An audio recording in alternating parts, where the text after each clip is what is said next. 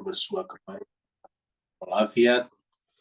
Dan kelas pada malam ini adalah meneruskan pembahasan kita buku Ma'rifat, buku Salat Ahli Ma'rifat yang ditulis oleh Ayatullah Ruhullah Al-Khumaini atau biasa disebut dengan Imam Khumaini.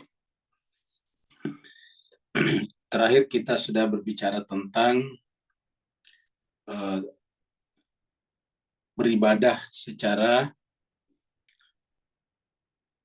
penuh dengan rasa takut, khawatir, khusyuk dan sebagainya.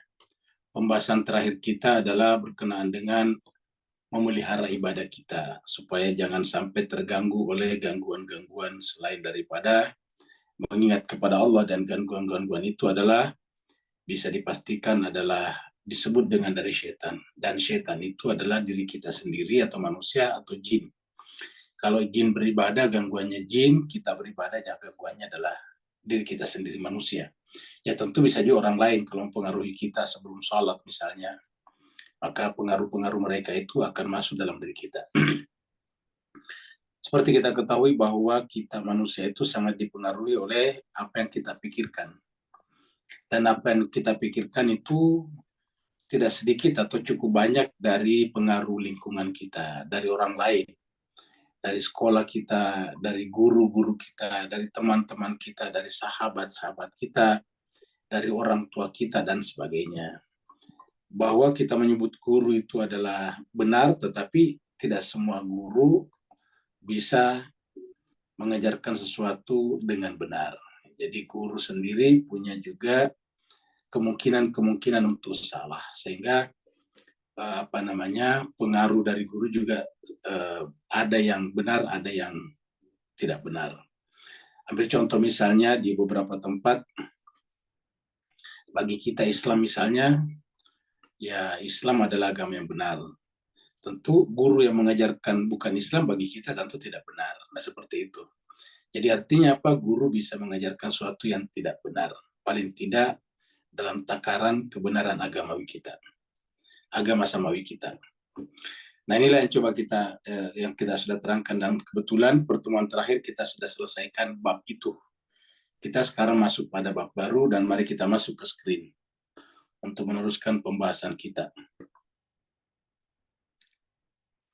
Nah, jadi sekarang ini terakhir bab memelihara ibadah dari gangguan setan. Dan ini sudah selesai kemarin di sini ya. Ini sudah tanggal 29 juga di sini ya. Kita sudah selesai ya. Sekarang kita masuk pada pembahasan baru, yaitu yang ini, bab yang ke-6. Gairah dan keriangan dalam beribadah. Gairah ini kan dari bahasa Arab, girah. Jadi kalau Arabnya itu kan girah. Di Melayukan atau di Indonesia akan menjadi gairah. Jadi gairah itu kan artinya bersemangat, ya, bergairah, punya keinginan, punya eagerness yang kuat. Ini namanya bergairah, dari kata girah. Kemudian ada keriangan, merasa riang. Jadi kalau kita beribadah jangan dilakukan seakan-akan terpaksa. Apa sebabnya? Karena kalau kita beribadah kan ujung-ujungnya adalah berhubungan dengan Allah. Dan Allah itu kan adalah yang maha bahagia, yang maha indah. Harusnya kan berjumpa dengan yang maha indah mendatangkan kebahagiaan. Nah, jadi kalau kita merasa terpaksa kan berarti kita sebetulnya hati kita tidak ke sana. Makanya bab ini membahas kepada kita gimana caranya kita beribadah dalam penuh dengan kegairahan, penuh dengan girah, semangat, dan riang. Ya, ini yang kita bicarakan. Di antara adab kalbu dalam salat, jadi di antara adab kalbu dalam salat, dan ini adab kalbu ya, karena kita bicara tentang salat ahli ma'rifat, kita bicara adab kalbu. Kalau adabnya fisik atau adabnya jasmani, raga, itu dibicarakan dalam fikih. Itu namanya fikih salat. Nah, kalau fikih salat, itu berbicara tentang berapa rakaat salat, apa yang dilakukan pada saat kita takbir, gerakan tangan kita, itu namanya fikih salat. Nah, kita bicara tentang salat ahli ma'rifat. Jadi orang yang ma'rifat kepada Allah, salatnya seperti apa? Di antara adab kalbu, adab hati dalam salat, dan seluruh ibadah lainnya. Jadi bukan hanya dalam salat, tapi seluruh ibadah lainnya yang memiliki banyak manfaat. Jadi ibadah lainnya itu baik yang baik yang mahda ataupun yang gairu mahda. Bahkan menjadi membuka sebagian pintu alam gaib dan khasanah rahasia ibadah. Jadi sejatinya kalau ibadah, kalau ibadah ini adalah menjadi pembuka. Jadi ibadah itu adalah menjadi pembuka, ya. Menjadi pembuka. Jadi sejatinya menjadi pembuka sebagian pintu alam gaib dan khasanah rahasia ibadah. Jadi sejatinya ini yang namanya ibadah itu adalah menjadi pembuka pintu alam gaib. Jadi artinya semakin banyak kita beribadah, semakin banyak rahasia alam gaib yang kita ketahui. Khasanah rahasia ibadah. Jadi di antara adab kalbu dalam sholat dan seluruh ibadah lainnya yang memiliki banyak manfaat, ialah, ini kan cuma keterangan tambahan. Ialah, jadi kita langsung ke sini, ialah beribadah dalam keadaan girah atau gairah. Ya, jadi beribadah dalam keadaan girah, bersemangat. Ya, jadi gairah itu adalah bersemangat. Girah itu kan semangat. Jadi bergairah, semangat. Kemudian gigih. Gigih itu artinya tekun. Jadi gigih artinya tekun. Tidak setengah-setengah. Jadi gigih. Ya. Dalam keadaan gigih. Ya. Dalam keadaan bahjatan, yaitu riang. Hati yang riang. Ya. Ini adalah riang. Ya. Jadi bergairah, bersemangat. Kemudian gigih itu artinya bersungguh-sungguh. Kemudian riang, hati kita senang. Seperti mana kalau kita ketemu dengan sesuatu yang kita inginkan? Sesuatu yang kita inginkan sekali baru ketemu itu kan pasti riang. Kita ingin sekali misalnya makan ikan bakar, ketemu ikan bakar itu hati jadi riang. Itu baru benda, materi. Kita pengen sekali menggunakan baju kokoh, kita beli baju kokoh itu riang. Kita pengen sekali jalan-jalan ke Bali, berhasil jalan-jalan ke Bali itu pasti riang. Jadi sesuatu yang kita inginkan, kalau terjadi kan harusnya riang. Nah, kita kan ingin bersambung dengan Allah, dan ternyata ibadah itu adalah menyambungkan kita dengan Allah.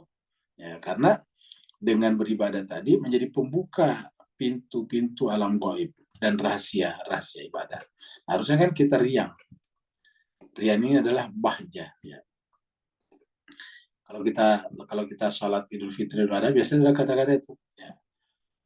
Allahumma jal hadzal yaum bahjatan wa sururan, kamu gitu. Bahjatan wa sururan. Jadi kalau Allah hari ini sebagai hari yang penuh keriangan, bahjatan wa sururan lil muslimin, bagi seluruh orang muslim. Ya. Jadi riang dan pikiran yang terbuka. Ya. Pikiran yang terbuka, inbisat. Ya. Jadi pikiran yang terbuka. Namanya imbisat, pikiran yang terbuka. Ya, bahasa Arabnya adalah imbisat. Ya, kalau ini tadi adalah riang, bahjah. Ya. Jadi ulangi lagi, kalau kita beribadat kepada Allah, beribadah, salah satu adab kalbu adalah harus jiwa kita itu penuh gairah, ya, gigi bersungguh-sungguh. Hati kita riang dan pikiran terbuka. Jangan pikiran jadi kusut, ya, harus terbuka. Jangan sekali-sekali melaksanakan ibadah dalam kelesuan. Ya. Jangan sekali-sekali melaksanakan ibadah dalam keadaan lesu. Ya. Dalam keadaan lesu. Atau keadaan jiwa yang sedang enggan. Enggan. Ya. Idebar an-nafs, idebaru nafs. Ya, jiwa kita itu enggan. Idebar itu menolak, hati kita menolak. Ya. Jadi jangan dalam keadaan lesu, dalam keadaan jiwa yang enggan. Ya. Jangan pernah beribadah dalam kondisi jiwa yang lesu atau letih. Ya. Jadi ini tidak boleh dalam keadaan dalam keadaan lesu ataupun letih. Ya, tidak boleh beribadah dalam kondisi lesu atau letih. Karena jika Anda memaksakan diri untuk beribadah dalam kondisi seperti itu, maka bisa jadi ibadah itu akan membawa dampak-dampak buruk. Ya. Sebagian darinya akan kami uraikan sebagai berikut. Nah, ini dibicarakan. Jadi kita diulangi kembali bahwa kalau kita beribadah itu harus hati riang, hati senang. Ya, hati senang. Nah, itu adalah salah satu adabnya orang yang ma'rifat kepada Allah. Kenapa? Sederhana tadi alasannya, kita kan sudah mengenal Allah, ma'rifat kepada Allah. Kita kenal Allah itu adalah kesempurnaan, indahnya sempurna, semuanya sempurna. Maka kalau kita ingin berjumpa dengan seperti itu pasti sangat senang. Kita mau ketemu saja misalnya tokoh penting seperti presiden, menteri, perdana menteri, raja, itu kan senang. Nah, apalagi kalau berjumpa dengan Allah Subhanahu wa taala. Karena jika Anda memaksakan diri untuk beribadah dalam keadaan seperti itu, dalam keadaan letih ataupun lesu, maka bisa jadi ibadah itu akan membawa dampak-dampak buruk. Sebagian darinya akan kita uraikan di sini. Pemaksaan diri seperti di atas akan menyebabkan kejenuhan. Nanti jenuh. Ya. Jadi pada tahap-tahap awal itu ibadah kita lakukan dalam keadaan senang. Contohnya misalnya, kalau kita misalnya habis jalan sekali panas dan sebagainya, kita istirahat sejenak. Ya, atau kalau misalnya kita mengantuk sekali, tidur sejenak. Jangan memaksakan diri. Ya, itu adabnya. Karena kalau mengantuk sekali baru salat itu pasti agak berat. Karena kalau kita mengantuk itu kan berat sekali. Ya. Bahkan terkadang apa yang kita ucapkan nanti tidak ingat. Sementara Al-Quran mengatakan, wala taqrabus shalah wa antum sukara. Jadi sebetulnya yang disampaikan oleh Imam Khomeini di sini adalah dari ayat itu. La taqrabus shalah wa antum sukara. Cuma kalau kita baca terjemahan itu, kata sukara diterjemahkan dengan mabuk. Ya. Sebetulnya kalau kita terjemahkan ke dalam bahasa kita, bahasa Melayu Asia Tenggara, Malaysia, Singapura, atau Indonesia, itu sebetulnya kata sukara itu menjadi bahasa sukar. Sukar kan? Sukar. Jadi kalau dalam keadaan, kalau kita terjemahkan itu, la taqrabus shalah antum sukara, janganlah mendekati salat kalau kamu masih dalam keadaan kesukaran, dalam pengertian belum hatinya tidak legah, tidak gairah. Misalnya tadi mengantuk sekali atau capek sekali kamu gitu. Nah, harus istirahat sejenak dulu. Ya, istirahat sejenak. Saya capek sekali kan kalau kita habis kerja keras misalnya, seperti petani yang habis mencangkul dari pagi misalnya, itu kan petani mencangkul ya. Dari pagi jam 8 atau jam 7 mencangkul sampai misalnya jam setengah 12 atau jam 12, itu kan capek sekali. Harusnya istirahat sejenak dulu sebentar. Setelah semuanya udah agak enak, nah sholat. Atau mandi dulu baru sholat. Begitu ya dengan misalnya tukang batu, misalnya itu kan pekerjaan berat. Nah mereka harusnya melepaskan dulu penat sejenak, baru kemudian sholat. Ya.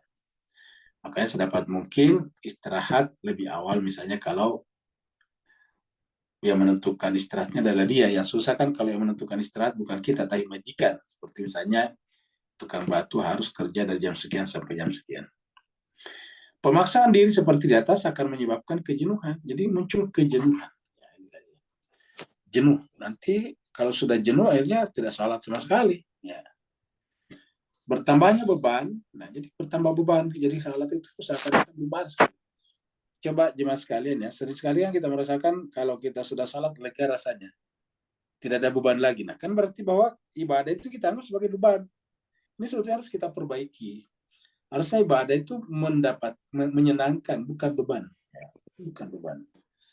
Kalau kita merasa saya sudah salat, lega rasanya. Nah, bukan berarti ibadahnya itu atau salatnya itu adalah beban. Ya. Harusnya jangan kita anggap sebagai beban. Ya. Jangan anggap sebagai beban. Dan ketidakgairahan ya, sebagai manusia dalam beribadah. Kondisi ini secara bertahap akan menimbulkan kemuakan. Nanti muncul muak lagi, sama dengan jenuh kan muak juga. Kemuakan dan kejenuhan ini mirip.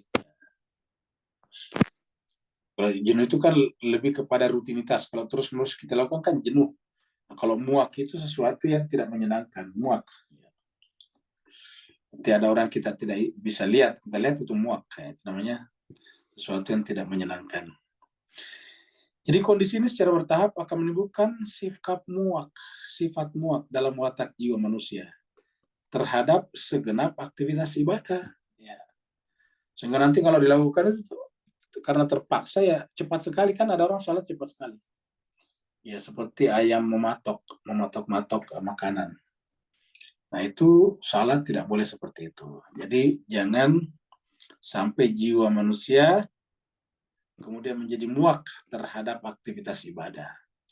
Bahkan bisa sampai pada tingkat menimbulkan keberpalingan total dari mengingat Allah. Ini yang banyak terjadi, jemaah sekalian. Sering kita lihat ada orang tadinya rajin sholat, lama-kelamaan tidak sholat. Ada orang tadinya berjilbab, berhijab, lama-kelamaan kok lepas hijabnya. Nah, itu. Karena dia sebetulnya hatinya belum terpanggil sepenuhnya ke situ. Akhirnya apa yang terjadi? Bahkan ada yang kita lihat tadinya Islam tiba-tiba berhenti jadi Islam, jadi murtad misalnya. Ya. Jadi apa sebabnya? Karena itu tadi tidak sampai pada tingkat ma'rifat.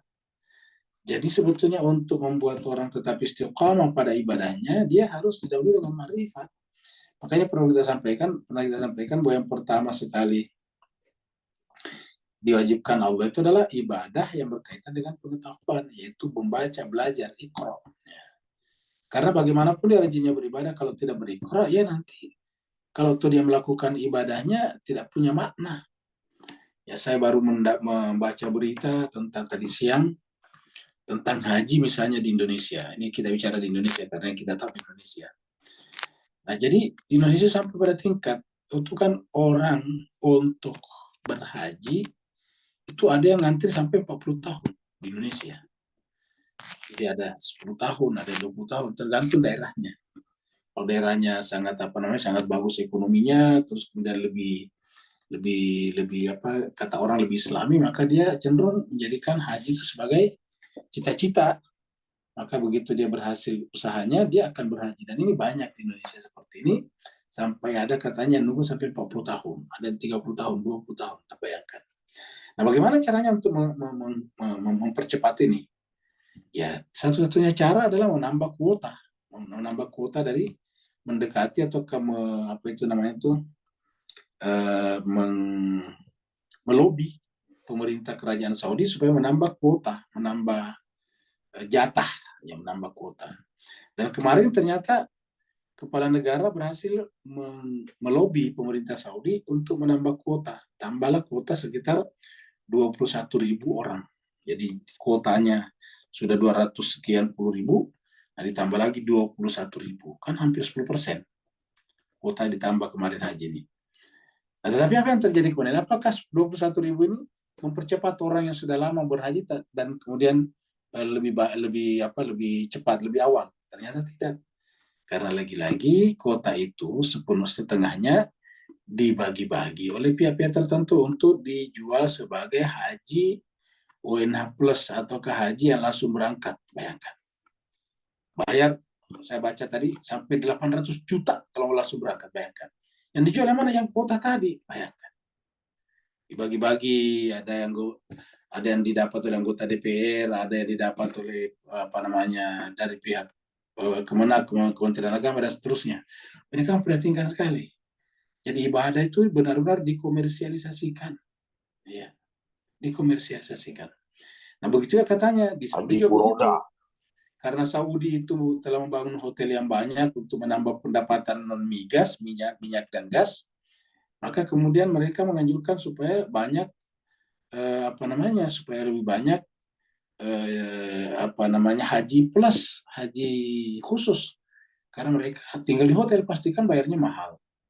Nah, jadi sudah benar-benar sudah menjadi benang kusut, mulai dari pemerintah Saudi, pemerintah kita, anggota DPR juga memanfaatkan semuanya itu untuk mendapatkan keuntungan duniawi. Ini saya baca dari berita ya, bisa baca beritanya sendiri di Tempo.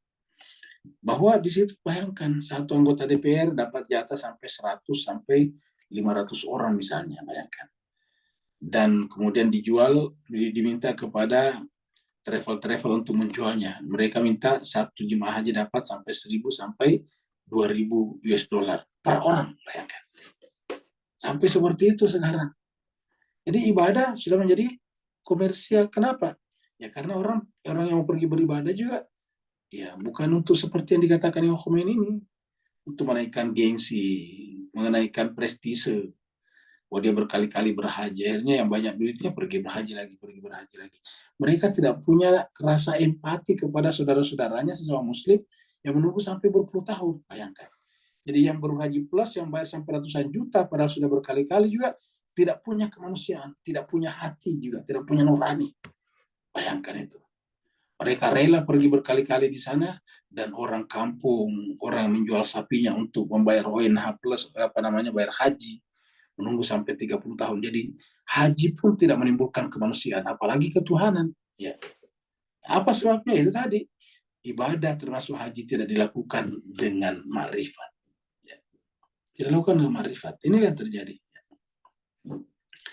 Tanyalah keluarga, sahabat, teman-teman, bapak, ibu semuanya, yang telah berhaji langsung pergi itu pasti bayarnya ratusan juta, minimal 500 juta biasanya, bayangkan itu. Jadi pemaksaan diri seperti di atas akan menyebabkan kejenuhan, bertambahnya beban. Makanya habis berhaji juga ya korupsi juga. Bahwa keluarganya berhaji, uang hajinya makan uang korupsi, ya, seperti itu. Jadi menyebabkan kejenuhan, bertambahnya beban, tidak ada gairah dalam beribadah. Kondisi ini secara bertahap akan menimbulkan rasa muak ya dalam beribadah kepada Allah SWT. Bahkan bisa sampai pada tingkat menimbulkan keberpalingan total.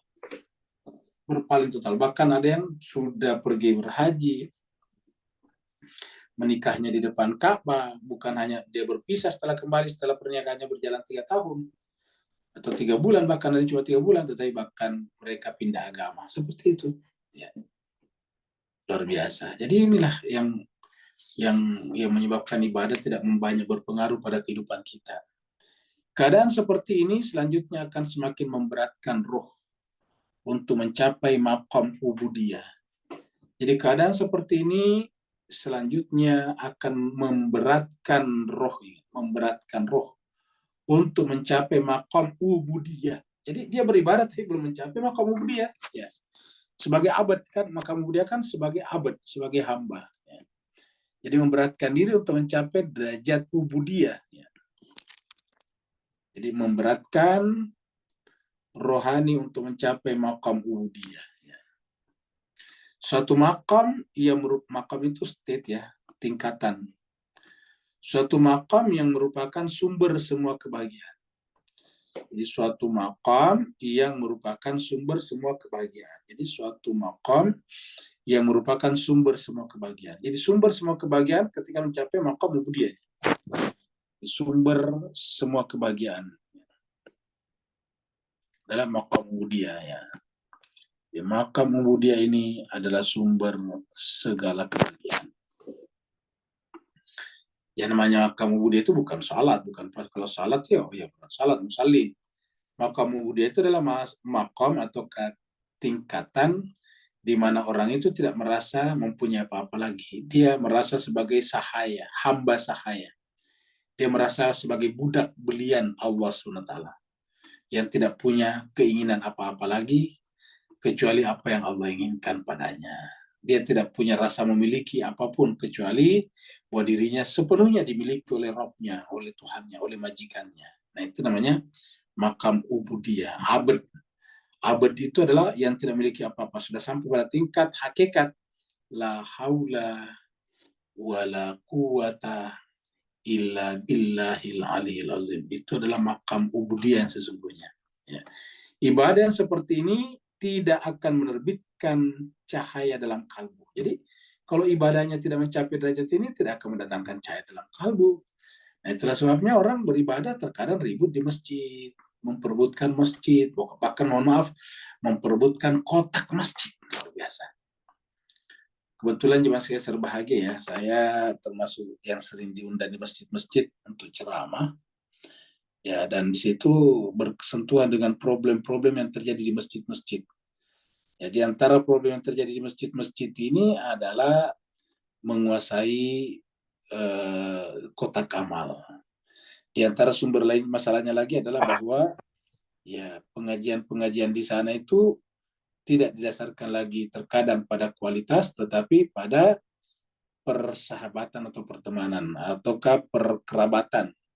karena ini menyangkut masalah pembagian honorarium misalnya, kan begitu. Akhirnya ujung-ujungnya masalah materi. Nah, padahal harusnya masjid itu kan adalah tempat untuk menjadi hamba sejati. Karena pada saat kita masuk ke masjid, ya tujuannya kan pasti sholat. Sholat itu adalah ibadah yang bahkan mungkin satu-satunya ibadah yang menyebabkan satu, selain kita didahului dengan berwudu, bersuci, nanti di dalam sholat itu menempatkan kepala di tempat yang paling rendah, yaitu di atas lantai. Ya, itu sholat. Dan masjid sendiri adalah disebut dengan tempat sujud. Masjid itu kan tempat sujud. Nah, artinya apa? Bahwa masjid itu tempatnya orang meletakkan kepalanya di bawah. Apa itu kepala di bawah? Yaitu meletakkan bahwa kita itu tidak punya apa-apa. Mengembalikan. Jadi secara filosofi, secara simbolik, ketika kita sujud itu artinya meletakkan, mengembalikan bahwa apa yang kita pikirkan ini adalah produk daripada tubuh kita, dan puncak tubuh kita dari kepala, dan sekarang kepala kita kembalikan ke tanah.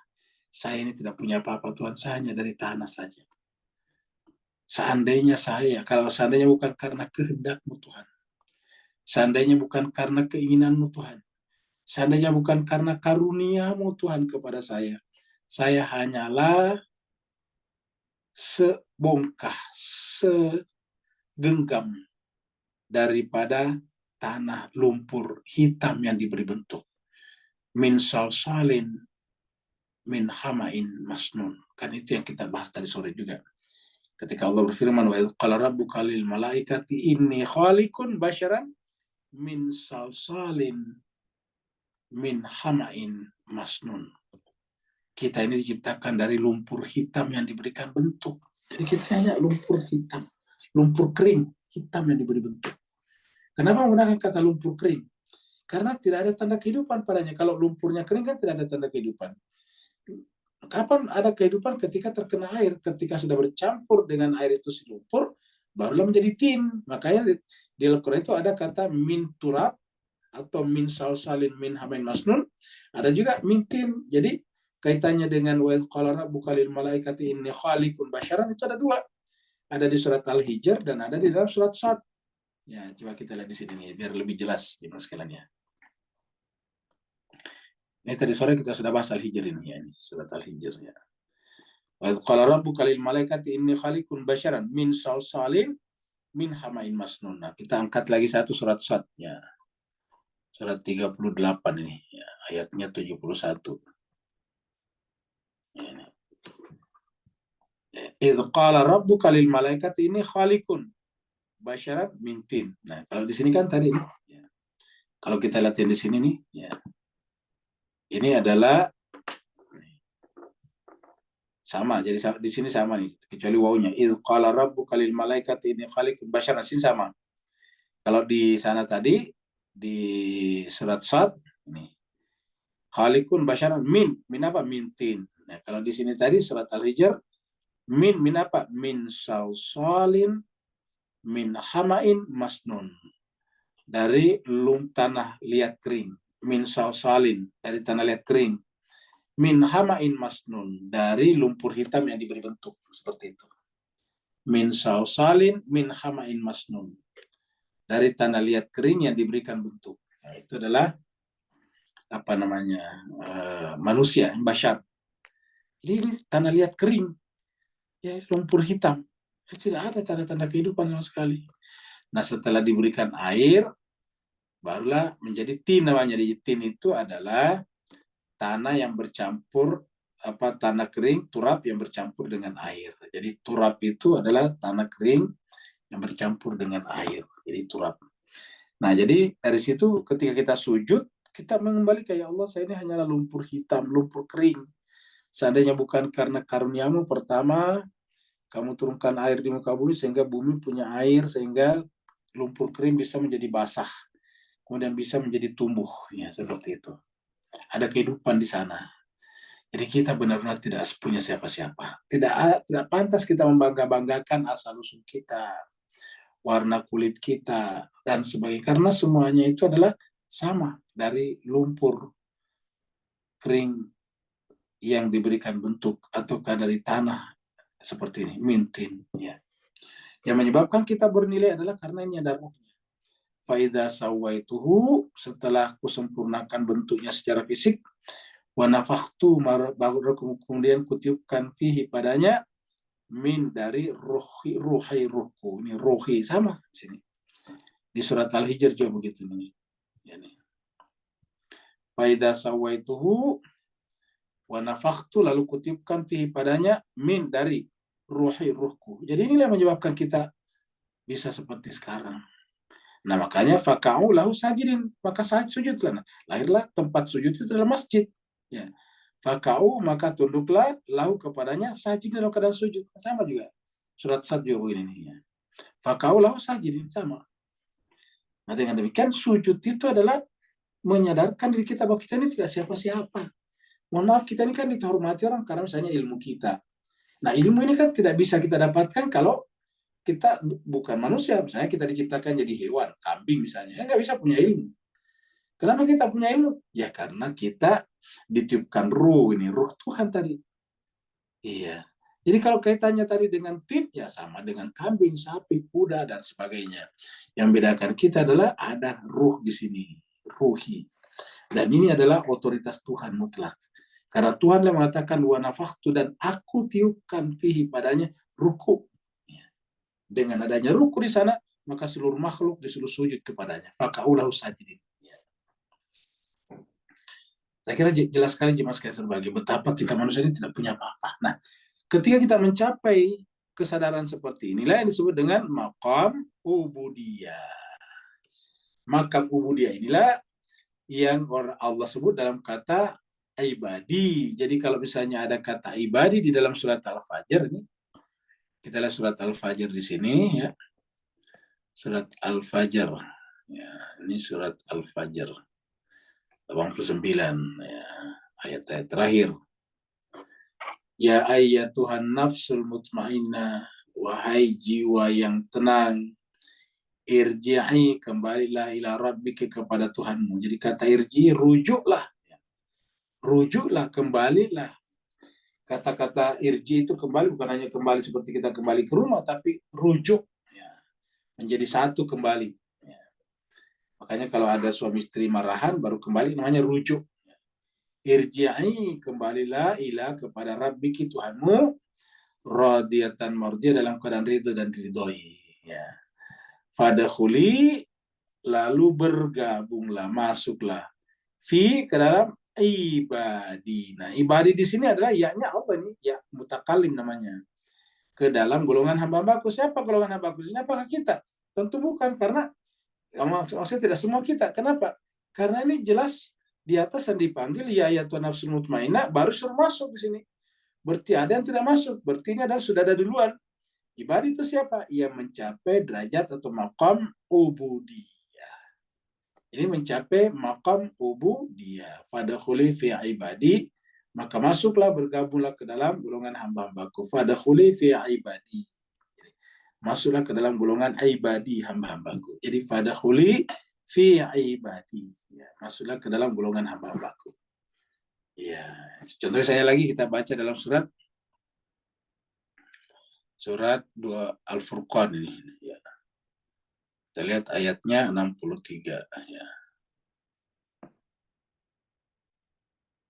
Ya.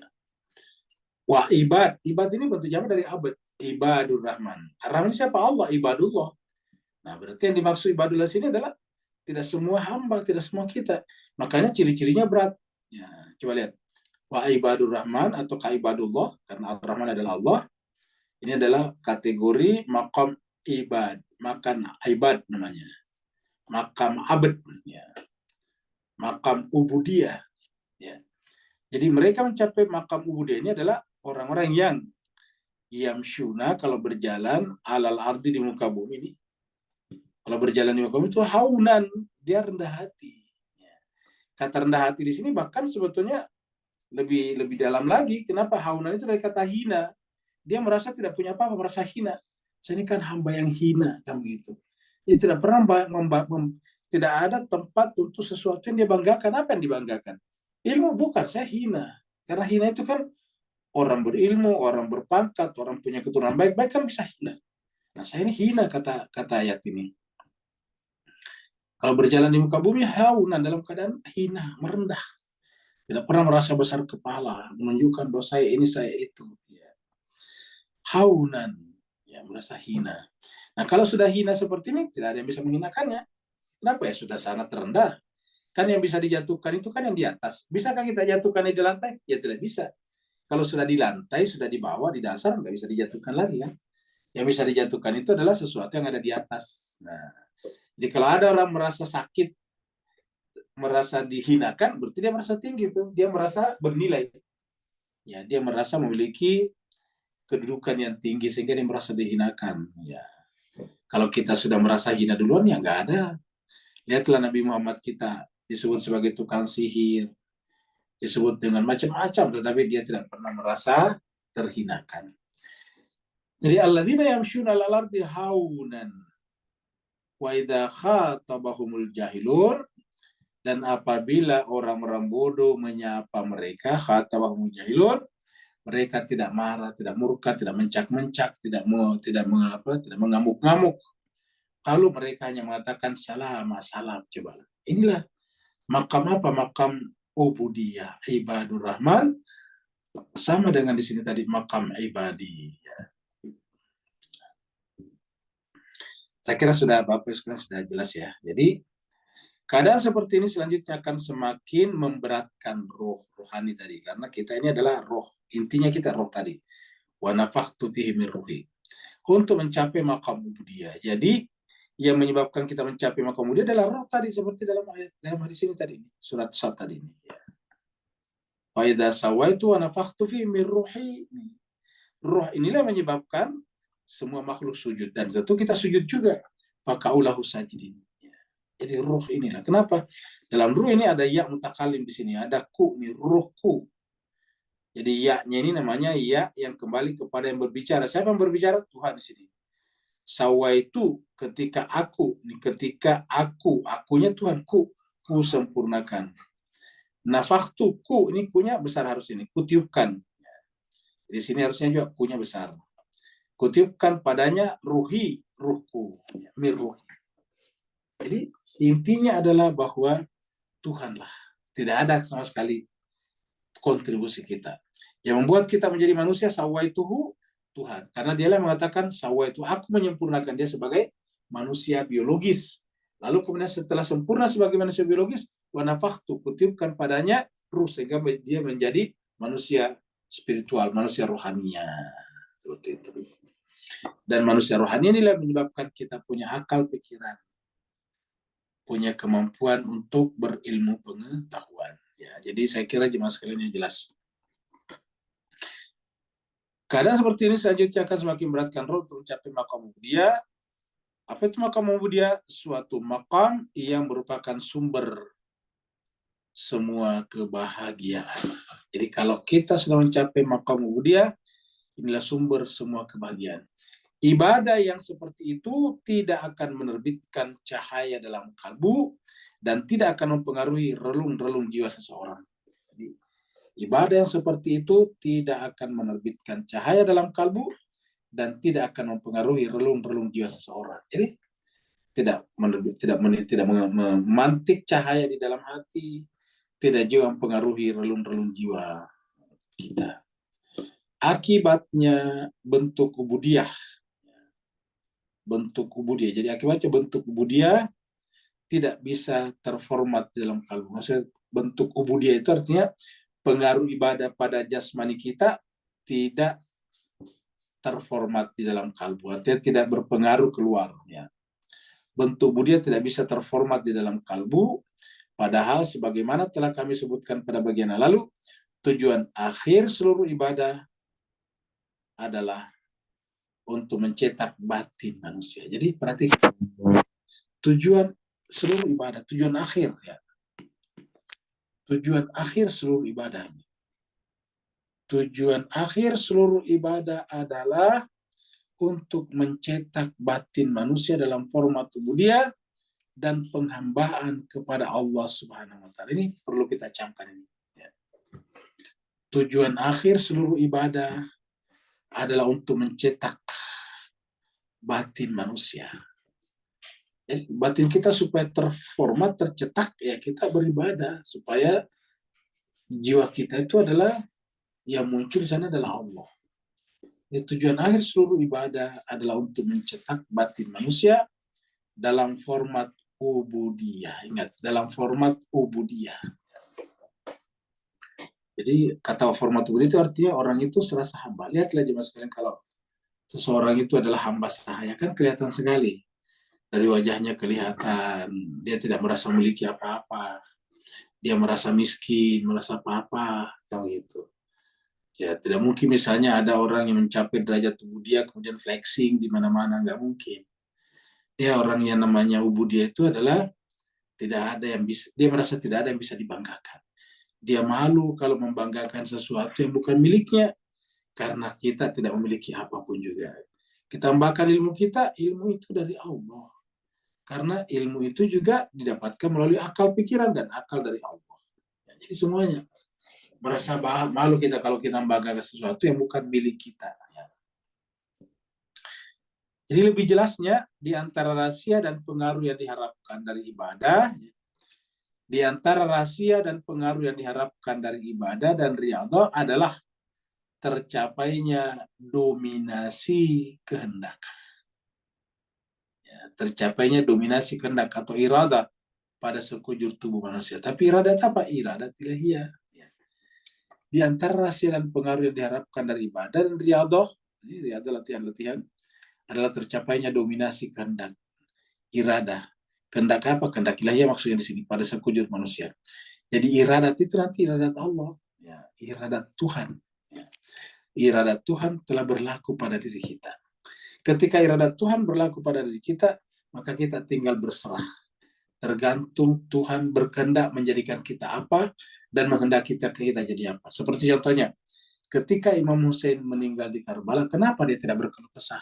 Kenapa tidak protes kepada Tuhan? Ya Tuhan, saya ini kan cucu Rasul. Kenapa kau biarkannya? Karena dia tahu Allah menghendaki dia untuk melakoni itu sebagai pengingat bagi seluruh manusia bahwa agama Muhammadi itu menghadapi ancaman yang serius. Agama yang sejatinya memperjuangkan kemanusiaan dan keadilan itu terancam. Karena tidak ada nilainya sholat, puasa, zakat, haji kalau tidak memperjuangkan keadilan dan kemanusiaan. Tidak ada gunanya buat apa lagi. Karena Tuhan itu kan menciptakan manusia. Manusia ini hambanya. Kalau kita tidak bilang hambanya, apa tandanya kita hamba Tuhan? Ya, itu paling jelas. Jadi kalau ada orang rajin beribadah atau tidak pernah berbicara tentang Palestina atau Gaza, nah tidak ada tanda di ahli ibadah sebetulnya. Karena kalau di ahli ibadah dalam pengertian maqam ubudiyah, maka dia harus menjalankan tugas seperti tugas atau iradat seperti yang diiradatkan oleh majikannya. Itu disebut dengan makam iradah. Ya. Dengan dominasi dan kekuasaan inilah kehendak bisa mengendalikan semua daya dan aparatur. Jadi kita artikan aparatur, karena aparatur yang tersebar di wilayah jasmani agar tidak bersikap pelanggar. Isyan itu dari kata maksiat, tidak isyan, ya, tidak maksiat, tidak durhaka. Jadi artinya apa? Kita sudah bisa mengendalikan seluruh jasmani kita, mengendalikan mata, kuping, pikiran, benak untuk tidak bersikap isyan ataukah melanggar, tidak memberontak, tamarrud, memberontak kepada keinginan Tuhan, kehendak Tuhan. Bisa orang berontak kepada kehendak Tuhan? Banyak. Misalnya kita menghendaki sesuatu tapi ternyata berbeda yang kita dapatkan karena kita memberontak. Nah, itu namanya tamarrud. Berarti kita tidak sejalan dengan kehendak Tuhan. Jadi kita belum mencapai maqam iradah tadinya di sini. Ya. Belum mencapai derajat iradah. Ya.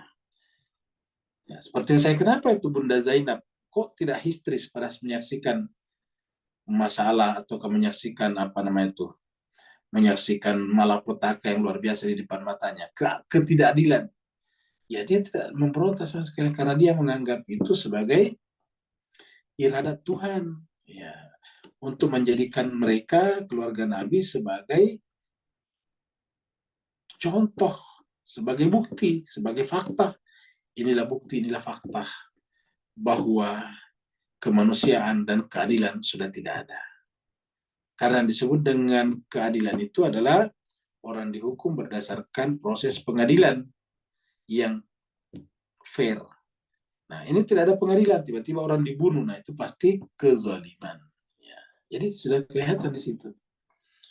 Jadi Allah menjadikan, itu adalah melaksanakan kehendak Tuhan melalui Ibrahim, melalui Ismail, melalui Hajar, melalui Nabi Musa, melalui Nabi Isa, dan seterusnya. Terakhir melalui cucu Nabi. Jadi itu sebenarnya membiarkan diri untuk digunakan oleh Tuhan. Nah, kapankah kita bisa digunakan oleh Tuhan? Ya kalau kita sudah sampai pada tingkat radiyatan mardiyah. Karena kalau enggak ya kita keberatan. Masa Tuhan saya sudah rajin sholat tapi begini. Nah itu berarti tidak sejalan dengan iradat Tuhan. Ya, belum sejalan dengan iradat Tuhan. Memberontak terhadap apa yang terjadi. Saya pinginnya begini Tuhan. Ternyata tidak begitu, dia marah. Tuhan saya sudah salat, saya sudah puasa kok dapat begini. Nah, ini yang disebut dengan tamarrud ataukah memberontak, kata Imam Khomeini di sini. Tamarrud. Memberontak kepada kehendak Tuhan. Seandainya Zainab berteriak-teriak, wahai Tuhan, saya punya kakek adalah nabi kamu, kesayangan kamu. Kami tidak punya kesalahan apa-apa. Ayah saya adalah Ali bin Abi Thalib, ibu saya adalah Fatimah. Kenapa kau biarkan kayak begini? Nah, itu berarti memberontak namanya, tamarrud. Nah, makanya isi hati Bunda Zainab kelihatan dari kata-katanya di depan Yazid, di depan Ibnu Ziyad ketika mengatakan marah itu illa jamila. Tidak ada kusaksikan kecuali keindahan. Nah itu dia. Inilah jemaah sekalian terbahagia yang harus kita jangan sampai. Maka kita manusia itu wajib berikhtiar, berusaha, tetapi ujung-ujungnya apa yang akan terjadi? Ya kita pasrah. Kita la haula wala quwata illa billah. Kita adalah abdullah, hamba Allah SWT. Kita namanya abad itu tidak punya kekuatan apa-apa, tidak punya kehendak. Kehendak yang terjadi adalah kehendak majikannya. Jadi kita sudah lihat ya sekalian. Jadi kalau itu terjadi pemberontakan, yang terjadi adalah egoisme dan kesewenang-wenangan. Sedemikian rupa sehingga semuanya akan tunduk di bawah kedaulatan kalbu batin manusia. Jadi harusnya semua aparatur negara, aparatus atau aparatur tubuh kita, tangan, telinga, kuping, kaki, tunduk ke dalam batin manusia. Batin kita yang sudah menjadi abad. Jadi batin yang sudah jadi abad ini, jadi batin manusia yang sudah jadi abad, harusnya seluruh tubuh kita tunduk kepadanya. Jadi tangan kita, kaki kita tunduk kepada batin kita sebagai manusia. Jadi kalau kita gambarkan di sini, kalau kita ibaratkan ini adalah manusia ya, sebagai manusia ke bawah sini ya, yang itulah. Ini ada tangannya di sini, ada tangannya di sini ya. Di tangannya, kakinya. Nah, artinya apa? Katakanlah di sini ada di dalam sini sebagai jiwanya, batinnya nih. Ya, batin. Maka apa yang terjadi jemaah sekalian? Maka tangan nih, dari batin. Jadi tunduk, ya, kepala dari batin, pikiran. Tangan sebelah lagi pikiran, kaki di sini, kaki di sini. Nah, semuanya tunduk kepada ini. Tetapi ini harus mencapai derajat apa? Derajat abdullah dulu, abad.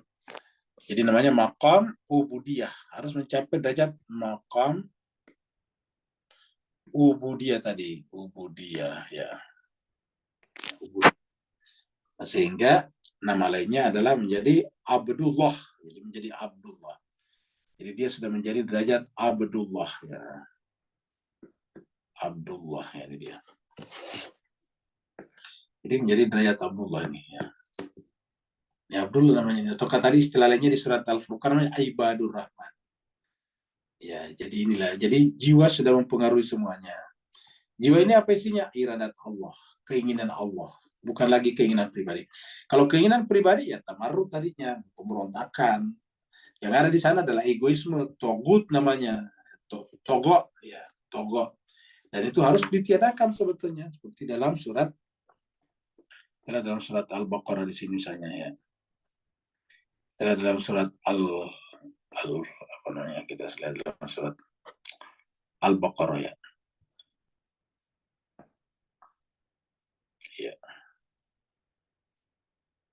256. La ikraha fiddin. La ikrah, tidak ada ikrah paksaan fiddin dalam agama. La ikrah fiddin. Tidak paksaan agama. Qad tabayyana, sungguh telah jelas. Ya. Qad tabayyana. Bagi manusia itu jelas. Ar-rusdu, sesuatu yang bersifat logis, logik, rasional, dan al-ghayy yang salah, yang sesat. Jadi antara yang rasional dan yang irasional. Ya, antara yang masuk akal dan tidak masuk akal, antara makul dan gairu makul, itu adalah kelihatan dengan jelas. Artinya tidak perlu dipaksa orang beragama, karena dalam diri manusia semuanya jelas antara yang benar dan yang salah. Fama yakfur, maka siapa yang yakfur, mengingkari bitogut, egonya. Jadi kita artikan egonya, akunya. Ya, siapa yang mengingkari akunya, sehingga akunya menjadi tidak ada, diingkari, ditolak, barulah kemudian wa yu'min billah, baru beriman kepada Allah. Nah, itu dia. Jadi ketika dia mengingkari egonya, baru kemudian beriman kepada Allah, inilah derajat ubudiyah. Orang inilah disebut dengan faqadistamsaka bil urwatil wusqa. Barulah dia berpegang teguh kepada suatu tali yang sangat teguh kokoh. Al urwatil wusqa. Istamsaka, berpegang teguh, bil urwah, kepada tali al usqa yang tidak pernah putus, usqa yang sangat kuat. Ya. Lan fisamalaha, tidak akan pernah putus selama-lamanya. Wallahu sami'un, Allah maha mengetahui, lagi maha bijak, lagi maha mendengar, lagi maha mengetahui. Nah, inilah jelas keserbahagia kaitannya dengan itu. Jadi kalau kita menulis kata-kata ibad dalam Al-Quran, kata kalam saya kita tulis di sini. Kita tulis ibadnya, ibadun. Ini ada banyak sekali dan semua itu bermakna positif. Contohnya misalnya di sini Al-Baqarah. Wa idza sa'alaka ibadi. Ini menggunakan kata ya di sini. Kita sudah sering terangkan juga ini. Ya. Wa idza sa'alaka ibadi, dan apabila hamba-hambaku bertanya kepada Allah tentang aku, fa inni qarib. Yang namanya hamba itu pasti aku dekat kepadanya. Ujibu da'wata da'izadan. Saking dekatnya semua yang ada dalam benaknya akan menjadi kenyataan. Kenapa? Uji budak wata daizadan. Aku akan mengijabah doanya apabila dia berdoa. Kenapa? Karena dia sudah menjadi ibadi ini. Ya, ini ada di surat Al-Baqarah ya. Ya, tapi kalau sudah sering kita angkat, kita terus angkat ya. Ya, dalam Al-Quran banyak. Contohnya roh bil ibad. Ibad sini sebetulnya ada yang ada yang mutakalim yang dihilangkan. Ada semuanya yang mutakalim di belakangnya sini. Ya, bil ibad itu semuanya ada. Ya. Ya. Ini juga adalah kunu ibadali, itu jadilah atau masuklah sebagai sebagai dalam maqam ubudiyah ya. Ibadati banyak sekali ya. Ibaduka berarti ibadah Allah. Ya.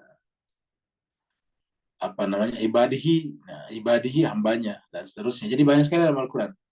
Jadi ada sekitar 104 kata ibad dalam ini, baru kita ambil ibadnya ini. Ya. Ibad artinya bentuk jamak. Bagaimana kalau kita ambil yang bukan jamaknya, dari kata abad. Ya. Abad. Nah, lebih banyak lagi nih, 152 abad. Seperti ya kana budu, ya nasu budu, itu dari kata abad. Nah, jadi cuma sekali serbagia kita menemukan itu banyak sekali dalam Al-Quran. Ya. Nah, jadi kita terus sekali lagi tadi sedikit. Ya. Dengan dominasi dan kekuasaan inilah kehendak bisa mengendalikan semua daya dan aparatus. Aparatus tadi bagian-bagian tubuh kita yang tersebar di wilayah jasmani kita, seperti kuping tadi dan sebagainya, agar tidak bersikap melanggar, tidak isyan, tidak memberontak, tidak tamarrud, ya, tidak egois, dan tidak sewenang-wenang.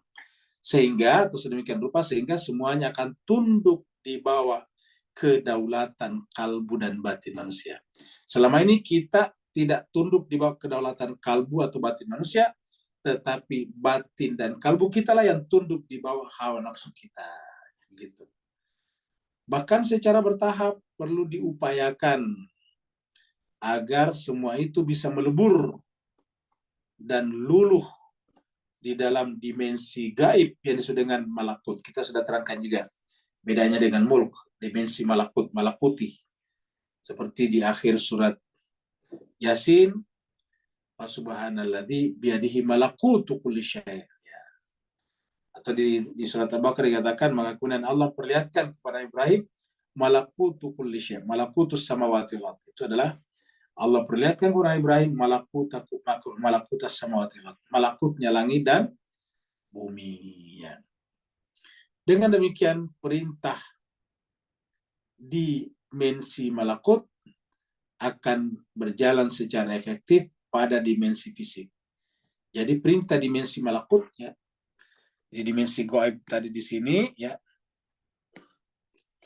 dimensi gaib atau malakut di sini adalah disebut dengan dimensi malakut di sini nih, ya. Perintah dimensi malakut akan berjalan secara efektif pada dimensi fisik. Dimensi sisi, ya. Kalau dimensi kita artikan itu sisi malakutnya manusia akan berjalan secara efektif pada sisi fisiknya manusia, dimensi fisik, ya. Manakala kehendak jiwa menguat, dengan mudah ia akan bisa mencabut pengaruh setan. Jadi apabila kehendak jiwa menguat, ya, kehendak jiwa kita menguat, dengan mudah ia akan bisa mencabut pengaruh setan dan nafsu amarah dari kerajaan dirinya. Ini kata-katanya bagus, Pak sekalian. Ini sepertinya harus kita camkan ini, ya. Manakala kehendak jiwa menguat, dan judulnya kita ini membahasanya adalah bagaimana caranya beribadah dengan kehendak yang kuat, gairah. Jadi apabila kehendak jiwa sudah menguat, maka dengan mudah ia akan bisa mencabut pengaruh setan dan nafsu amarah. Nafsu amarah, kita kasih warna merah ini, nafsu amarah, ya. Nafsu amarah, ya. Dari kerajaan dirinya, ya. Di kita ini barat satu kerajaan. Kalau yang menjadi raja dalam diri kita adalah nafsu amarah, ya itu tadi. Berarti batin kita yang tunduk kepada amarah kita. Ya, harusnya kan semua bagian tubuh kita, aparatus tubuh kita harusnya tunduk kepada kedaulatan batin kita. Ya. Lalu kehendak akan menggiring segenap aparat dan prajurit setan yang semula bercokol di dalam diri dari tahap keimanan menuju ke kepasrahan. Jadi akhirnya ingat ya sekalian, namanya kalah itu kan angkat tangan, pasrah. Jadi prajurit setan yang ada pada diri kita, prajurit ego, angkat tangan, pasrah. Menuju kepada kepasrahan atau kata taslim. Dari kepasrahan menuju kepada keridoan. Jadi dari kepasrahan menuju kepada keridoan, ridho. Nah, jadi dari kepasrahan menuju keridoan, ya. Jadi pasrah dulu, taslim dulu, berdasarkan ini, ya. Taslim dulu ini, pasrah, baru kemudian ridho ini. Ridho. Ya ayyatuhan nafsul mutmainnah adalah kepasrahan. Irji ila rabbiki radiyatan, ini dia, radiyatan, ya, mardiyah.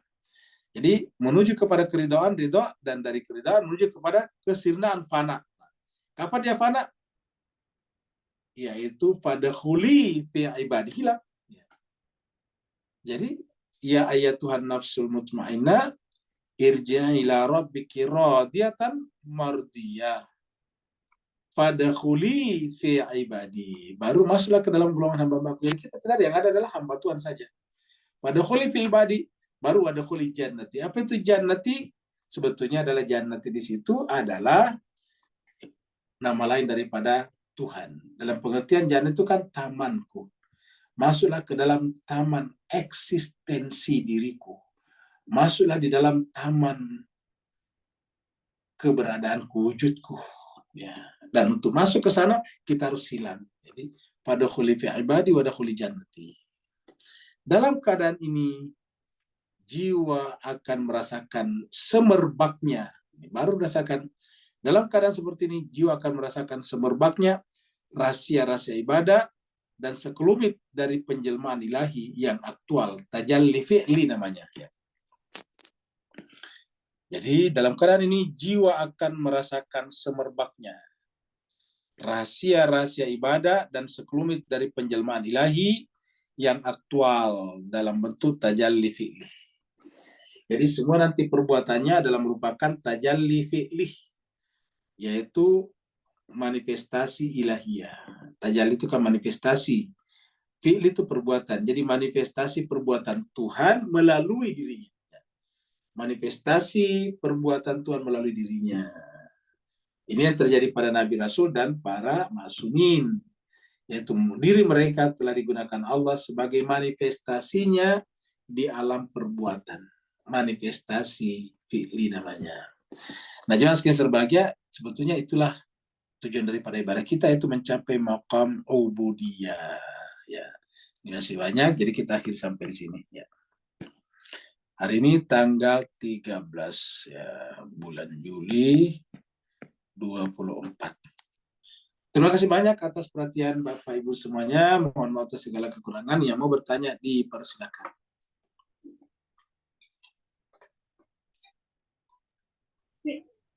Assalamualaikum Pak Ustaz. Waalaikumsalam warahmatullahi wabarakatuh. Aku Mar, silakan. Ya, saya tertarik Pak Ustaz tadi terkait masalah kotak amal di DKM Pak Ustaz ribut. Oh iya. Saat ini saya sedang menangani juga kebetulan Pak Ustaz di wilayah Jakarta Pusat. Ya kan? Perseteruan antara DKM dan yayasan akhirnya terjadi dua kepemimpinan. Bahkan sampai mengambil pengacara top Egy Sujana. Nah, kubu sebelah kebetulan pengacaranya kawan saya. Akhirnya sampai sekarang masih bersitegang. Dalil mereka Pak Ustadz adalah mereka ibadah. Ya kan? Nah, yang saya mau tanyakan, apakah itu termasuk sia-sia gitu Pak Ustadz? Terkait masalah anggaran, akhirnya kami bersepakat bahwasannya untuk bantuan operasional tempat ibadah dari Pemprov kami tidak cairkan. Kami khawatir ketika dicairkan, salah satu pasti akan mensomasi Dewan Masjid Indonesia Jakarta, gitu, Pak Ustadz. Dan persoalan-persoalan itu ternyata banyak. Rata-rata dari mereka itu ibadah, gitu loh Pak Ustadz. Nah, sementara saya pernah saranin sama mereka-mereka, dan ini banyak Pak Ustadz saya menangani di Jakarta Pusat. Maka saya suka bilang, makanya teman-teman Ustadz, mohon maaf, ya cobalah belajar sedikit filsafat dan logika. Apakah saran saya itu termasuk salah, gitu loh Pak Ustadz. Terima kasih Pak Ustadz, mohon arahannya. Baik, terima kasih banyak Pak Komar. Jadi yang kita ceritakan tadi ternyata sudah menjadi fenomena. Karena tadi yang jemaah kita tadi yang bertanya itu Pak Komar memang adalah pengurus masjid di DKI Jakarta, sehingga tentu dia tahu kondisi-kondisi masjid-masjid. Kalau saya tadi kan tentu pengalamannya terbatas pada masjid yang pernah mengundang saya, jadi dan itu sangat terbatas. Jadi itu adalah pengalaman dan saya tidak berani membuat kesimpulan general. Maka tadi saya mengatakan ada yang seperti itu, tapi ternyata apa yang disampaikan Pak Komar tadi ternyata menjadi semacam fenomena. Ada beberapa masjid yang pengurusnya ribut gara-gara masalah kotak amal atau kacilengan. Nah, ini kan sebetulnya memprihatinkan jemaah sekalian ya, karena harusnya masjid itu tempat sujud, tapi kok bisa menjadi seperti ini. Nah, saran Pak Komar tadi sudah benar, yaitu harusnya memang belajar filsafat, belajar irfan terutama belajar irfan. Kenapa? Supaya mereka bisa menaklukkan hati mereka. Karena banyak orang yang berasumsi ini adalah ibadah, tapi sebetulnya diam-diam bukan ibadah, tetapi ya pendapatan. Jadi inilah yang terjadi. Kalau memang benar-benar ibadah kan harusnya tidak perlu ribut masalah begitu. Ya. Apa sebabnya? Karena ini kita lihat semakin banyak masjid yang dibangun, motifnya apa? Itu perpecahan. Kenapa perpecahan? Ya lagi-lagi kotak amal. Ya kotak amal. Ya, kalau misalnya ikut masjid sana, ya yang ngambil kotak amalnya siapa, gitu dan seterusnya. Nah ini juga saya ceritakan tadi, akhirnya kemudian masjid-masjid juga biasanya tidak begitu peduli dengan kualitas penceramah. Kenapa ya? Yang penting dia bisa menyalurkan itu kepada klan-klan atau apa itu, geng-geng mereka, kasih. Karena kan biasa ada amplopnya tuh, nah itu kemudian dikasih kepada mereka. Jadi tidak melihat kualitas. Yang penting ada programnya jalan, nah gitulah. Siapapun yang mengisi dana, pada saat itulah terjadilah geng-gengan juga di sana. Nah ini akhirnya kemudian masjid hanya menjadi bancakan, jadi tempat seperti itu. tidak ada bedanya dengan haji yang kita bicarakan tadi. Ya, akhirnya pemerintah melobi Saudi untuk menambah kuota, tapi ujung-ujungnya ya diperebutkan untuk diperjualbelikan sebagai wewenang khusus. Bayangkan setengahnya, kasihan kan orang yang sudah menunggu sampai puluhan tahun tidak kunjung tiba masanya, sementara usia terus bertambah. Kenapa? Karena ya orang-orang di atas hanya menjadikan haji juga sebagai objek kapitalistik belaka saja. Inilah yang prihatinkannya agama kita sekarang. Jadi kalau kita sudah sedikit punya pengetahuan agama, melihat itu sedikit kita menangis rasanya hati melihat ini, kok bisa agama seperti ini. Jadi benar-benar aura kenabian itu sudah tidak ada sama sekali. Yang ada adalah aura kapitalisme. Orang-orang ada di sana hanya memperkaya dirinya saja. Bukan hanya pengurus, bukan hanya tadi anggota DPR semuanya, tapi juga mohon maaf sebagian ustadz juga, ulama juga seperti itu. Motifnya juga hanya untuk mendapatkan sesuatu. Jadi wajarlah kalau kemudian Islam kualitasnya seperti sekarang, menjadi bangsa paria, direndahkan, dihinakan, di depan matanya dibunuh hampir 40.000 saudara-saudaranya sesama agama, tidak ada yang bisa membelanya.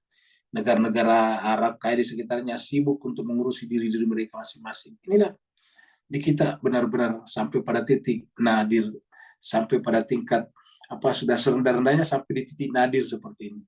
Dan kesadaran belum muncul juga karena belum ada perubahan secara signifikan dan substantif berkenaan dengan bagaimana mengurus umat.